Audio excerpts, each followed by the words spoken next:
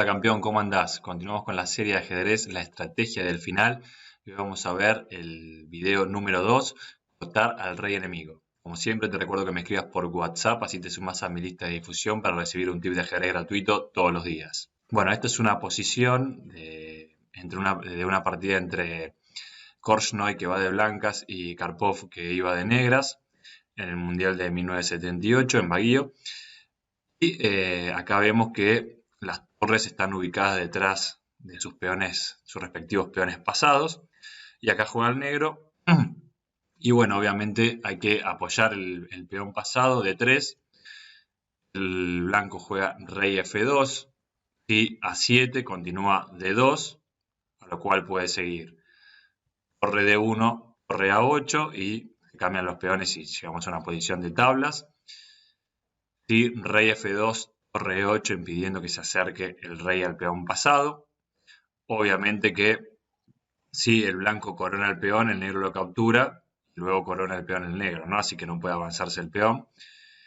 Y si A8, obviamente D1 igual a dama, jaque, torre por dama y llegamos a una posición de tablas. Entonces en esta posición el blanco juega rey F2 y acá hay que tener mucho cuidado. Si el negro jugara D2, sigue rey D1, rey F6 podría seguir, rey D1 y ahora que el blanco bloqueó con el rey al peón pasado, si jugara por ejemplo rey E5 el negro, sigue A7, torre A8 frenando el peón pasado y rey por D2 donde el blanco queda ganado ya que si el negro se viene con el rey a capturar el peón pasado, el blanco penetra con por el flanco del rey con el rey y captura los peones pasados de todos los peones aislados del negro. Y si no quisieran, el negro no quisiera cambiar las torres, lleva el rey a B7, e igual una vez que se corre la torre, el blanco corona el peón y una vez activado el rey se come los peones del flanco del rey. Entonces, en esta posición, la jugada es, en lugar de D2, torre E8, y bueno, acá el sentido del video es que justamente, como habíamos visto en el video anterior, las torres son muy malas bloqueando peones, y esa tarea la tiene que llevar a cabo el rey. Entonces es, obviamente, teniendo en cuenta ese concepto, de suma importancia que impedir que el rey enemigo bloquee nuestro peón pasado. Entonces, con esta jugada, el negro está cortando al rey y no puede acercarse al peón, que fue lo que se jugó en la partida. Se jugó luego torre A2, sí, obviamente A7, D2, y con la misma idea, si el blanco corona, captura el negro la dama y luego corona su dama. Así que jugó torre A2, Karpov jugó torre E7, torre D2, obviamente sí, A7, D2, de nuevo, donde el blanco captura, el negro también captura. Torre D2, torre E6 y acá se firmaron las tablas porque podrían estar repitiendo jugadas eternamente y donde se cambian los peones pasados. Esto queda en una posición completamente equilibrada y a ese nivel no se van a sacar ventajas y tablas. Bueno, esta posición se dio entre dos grandes maestros, entre Berg y Max Shane, que iba de negras. Y acá el negro juega rey de 4 y se juega a buscar un final donde pueda atacar al rey blanco junto con la torre y el rey. ¿Por qué? Porque acá está sacrificando las dos piezas por la torre y queda con dos peones de menos. Pero teniendo en cuenta, como vemos el concepto del video de cortar al rey, es de suma importancia cuando el rey está confinado en una de las bandas, como en este caso, y el rey y el otro rey está activo, surgen amenazas de mate, es decir, es una forma particular de cortar al rey. Justamente aparecen estas posibilidades de ganar la partida por jaque mate. Acá jugó el negro rey F3, obviamente con la intención de avanzar el peón pasado. Torre C6, torre D5 amenazando el mate en D1, torre C1 y 3. Hasta acá todas jugadas normales. Obviamente la idea es avanzar el peón pasado y torre de 1. Acá juega B4 el blanco. No es tan fácil como te decía avanzar el peón pasado porque surge el jaque lateral. Pero acá jugó B4, pero ¿qué hubiese pasado si por ejemplo jugaba torre F1 jaque el negro? Podría seguir rey E2, rey G2. Obviamente acá si el blanco juega B4, torre D1, se cambian las torres y el peón pasado corona. Entonces hay que salirse de la clavada con rey G2. Y acá hay varias opciones. Estamos viendo distintas posibilidades que podrían haber ocurrido en la partida, no ocurrieron, pero para entender conceptualmente cómo jugar este tipo de finales. Por ejemplo, acá hay varias jugadas. Una es la jugada obvia rey de 2 intentando avanzar el peón pasado, ¿no?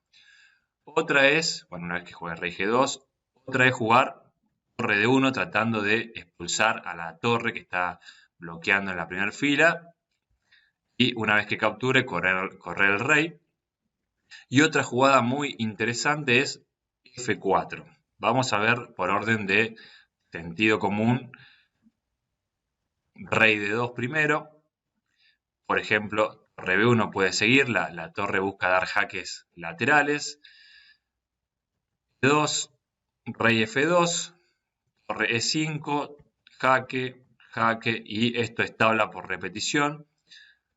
Y rey de 1, torre B1, la torre continúa siendo jaque, ya que si el rey se aleja, como por ejemplo en rey de 3, ahora vemos de nuevo que el rey bloquea el peón pasado y luego de torre de 2, torre por E2, el blanco queda ganado, teniendo en cuenta que tiene muchos peones de ventaja y se cae el peón pasado del negro, así que esto es tablas, la importancia de los jaques laterales de la torre, así que esta jugada de rey de 2 solamente nos da tablas. ¿Qué pasaría con torre D1? Seguiría torre F5, rey D3 para avanzar el peón, jaque, rey C2. Al tener la posibilidad de capturar el peón de F5, ahora el blanco tiene este jaque de atrás, lo que permite, una vez que de nuevo ataca el peón, activar el rey y sigue esta posición donde según el motor es igualdad. Esto significa que si las blancas y las negras hacen las jugadas, todas las jugadas precisas, eso es tablas. Esto es tabla. En la práctica, hasta incluso grandes maestros de lead pueden llegar a perder la partida con ambos bandos, tanto con las blancas como con las negras. Pero bueno, en principio esto sería tablas. Entonces, jugar torre de 1 no es conveniente, ya que aspiramos a las tablas. La jugada que es más interesante es F4.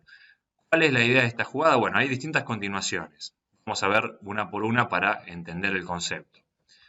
La lógica, torre F4, sigue rey de 2, torre 4, E2, G4, y el negro de nuevo tiene ventaja, va a coronar el peón. Y acá vemos la importancia de los jaques laterales. La torre, al jugar primero el negro F4, jugar F4 y capturar con la torre, no tiene los jaques que tenía inicialmente cuando vimos acá en B1 y B2. Y en esta posición el negro puede coronar el peón y tendría una pequeña ventaja. De nuevo, en la práctica el negro puede perder, pero si hace todas las jugadas precisas debería ganar la partida. Otra opción a F4, jugar G por F4 y acá vemos la intención. Ahora se abrió la columna G y lo que hace el negro es procurar dar jaque por la columna G, está amenazando torre G7 y luego capturar la torre de F1, ¿no? Entonces acá hay varias opciones. Torre A1, por ejemplo, a lo que puede seguir torre D1, jaque, rey F3, torre F1 y el negro va a coronar el peón, es decir, la torre se sacrifica y de nuevo tiene ventaja el negro. Hay que jugarlo, pero en principio tendría ventaja. Otra opción en lugar de torre A1 sería torre C1, que es peor que torre A1, por jaque, corre el rey y con esta jugada el negro gana un tiempo donde se corre la torre, avanza el peón y el blanco queda con el rey cortado, por lo que el negro puede venir con amenaza de mate y va o dar mate o capturar los peones, así que en esta variante sí queda con clara ventaja el negro. Y la otra opción es directamente pasar el peón, a lo cual seguiría torre D1, que de nuevo acá vamos a ver la gran diferencia, porque ¿qué pasa con la jugada que anteriormente habíamos visto? Sin hacer F4 habíamos visto como posibilidad torre D1 y donde capturaba el blanco en F5 tenía los jaques para atrás.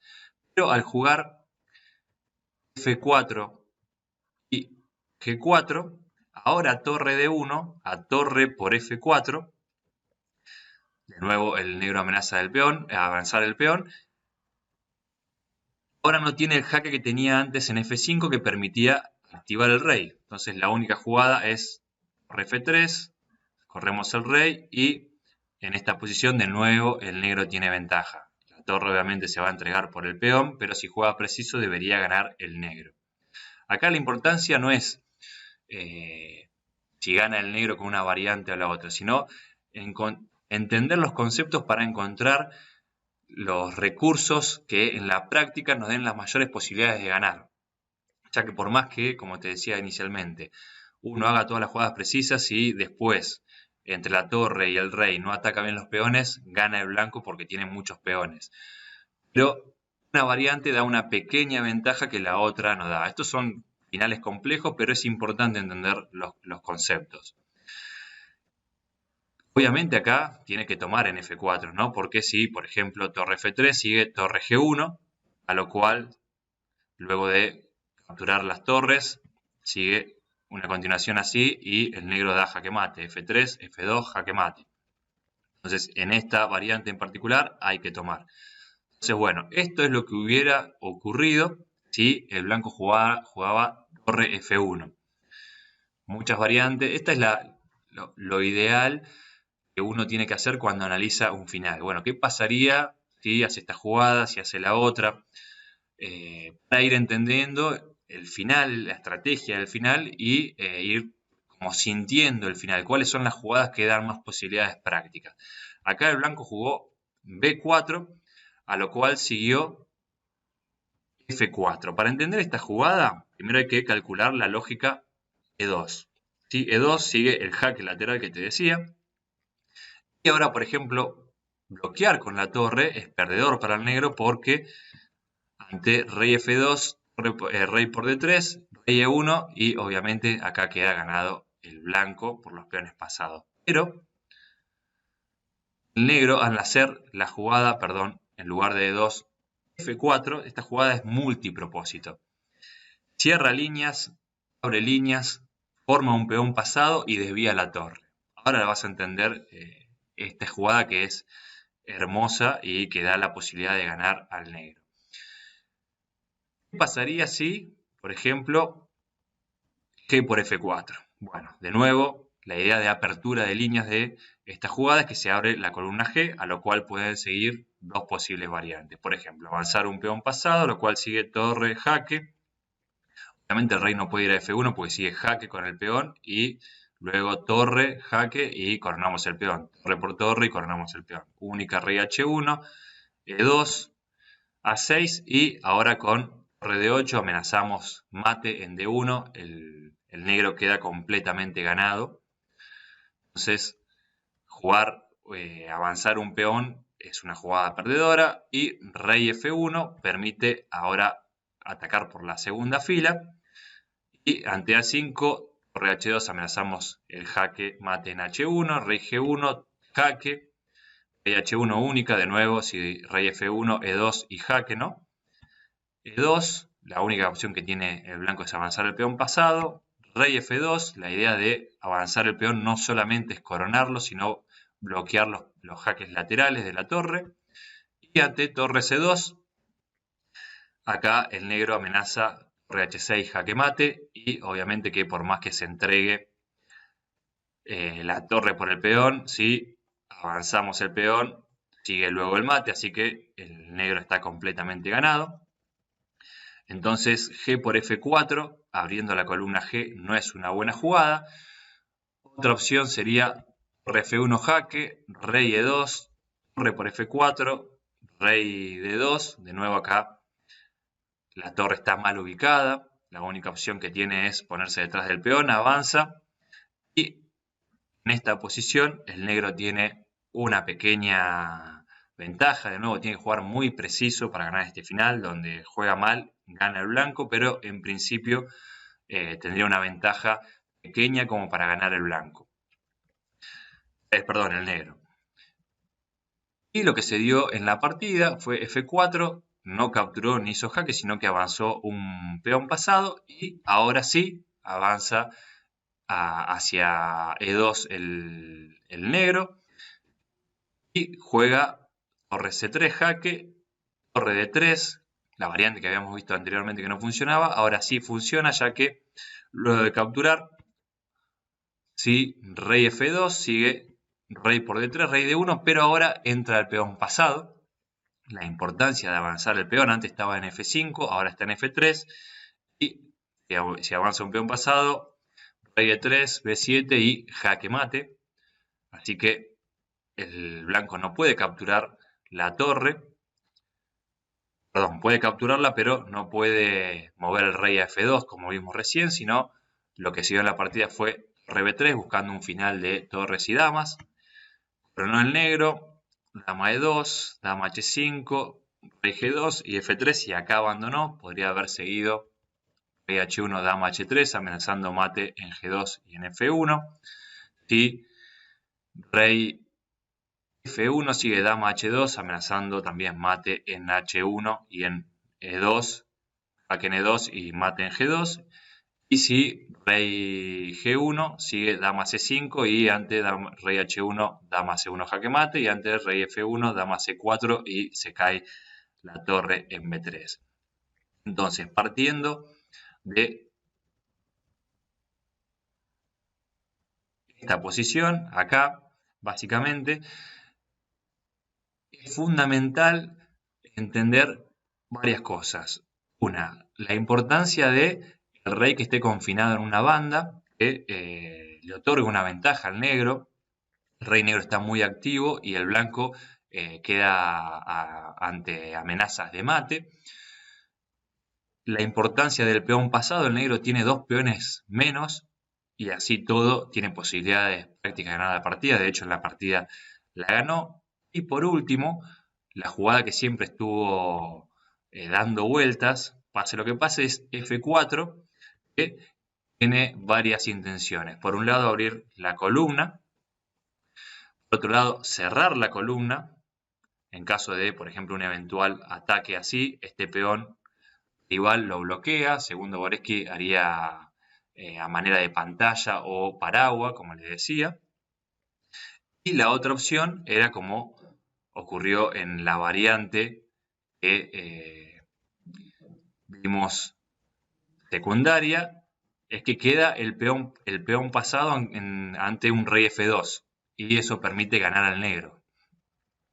Y por último, aparte, ante, por ejemplo, un rey F1 vimos acá, lo que hace es desviar la torre desde una posición del flanco de dama, tiene estos jaques como habíamos visto, y ya en F4 la torre queda mal ubicada, el rey negro queda activo y el rey blanco queda muy pasivo ante amenazas de mate, así que espero que te haya quedado claro la importancia de cortar al rey enemigo, que no bloquee tus peones, de obviamente activar tu propio rey y de una jugada como F4 en esta posición, abriendo líneas, cerrando líneas, generando un peón pasado y desviando a la torre, una jugada multipropósito. Bueno, campeón, espero que te haya gustado el video. Como siempre, te recuerdo que te suscribas a mi canal dándole clic al botón rojo que está ahí abajo.